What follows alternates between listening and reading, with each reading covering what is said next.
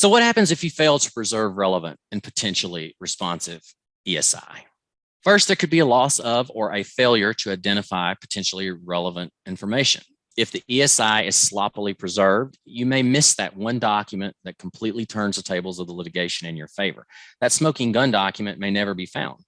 You also risk claims for spoliation and motions for sanctions, which can result in monetary awards, adverse inference instructions, a limitation of claims or defenses, default judgments, and even dismissals of the suit, especially if you're facing opposing counsel who has a strong understanding of ESI and e-discovery preservation.